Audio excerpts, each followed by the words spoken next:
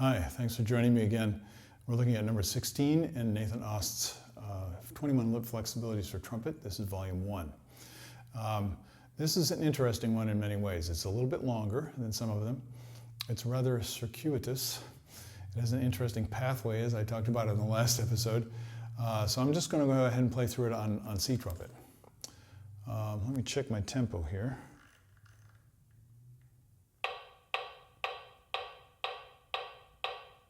So that's the minimum suggested tempo. Of course, you can play them at any tempo, especially when you're practicing, but that seems pretty reasonable at this point, so I'll go ahead and try it at 120.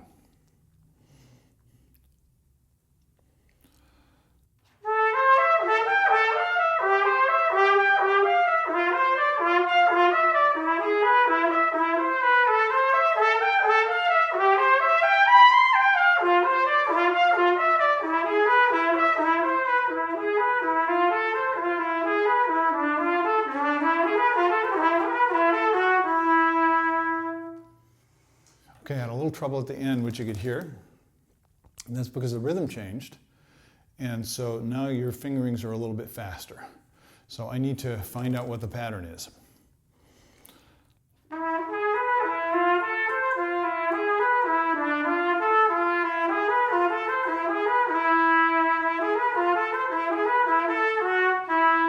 See, that sounded funny to my ear, and as I was reading it, I could hear, is that right note? It could be.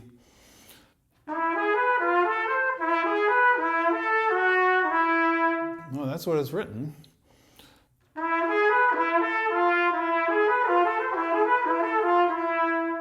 In which case the F would stay through and you'd hear that, but he changes it to an F sharp. Isn't that interesting? But it fooled my ear, that's the point. And so it fooled my fingers a little bit too.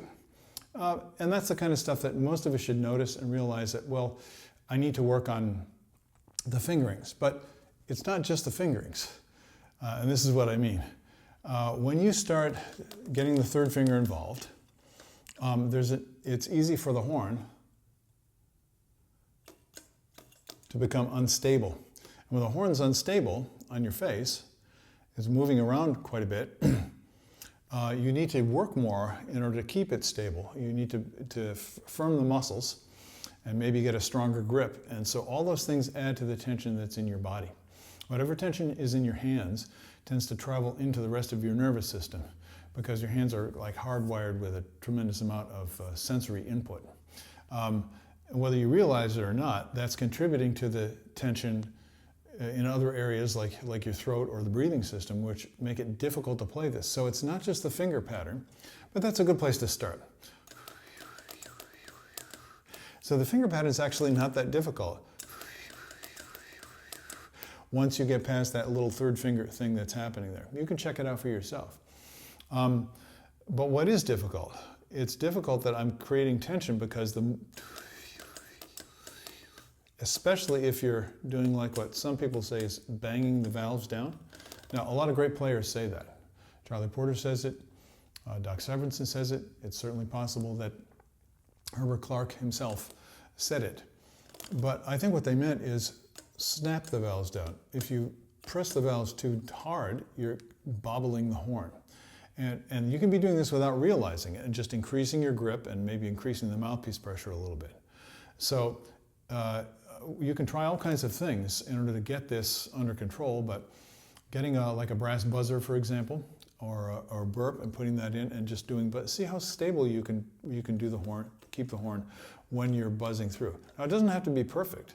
It just shouldn't be putting a lot of stress in different directions on your embouchure. That's what causes a lot of the tension. And it's very difficult to keep the sound beautiful that way. So that's one issue. The other issue I noticed is there's a spot in the middle that it sends into the upper register.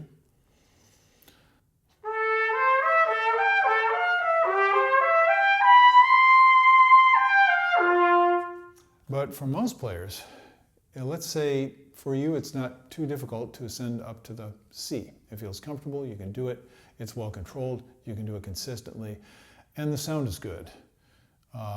Okay, well, then you're in. But most people have trouble with the descending line. So that's where you want to take a look. It's a tremendous indicator of how well you're playing the trumpet.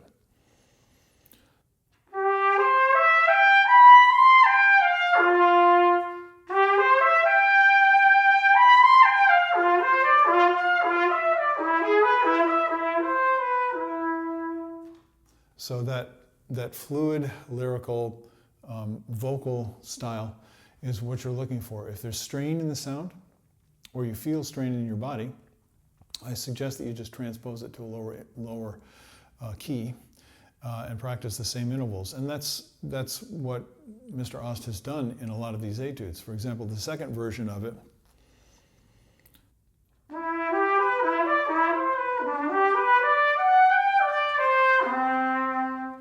it's exactly the same interval relationships, it's just in a different key. And that takes some of the physical stress off for many of us and allows you to work on the skill and the beauty, the resultant beauty in the sound as you're descending.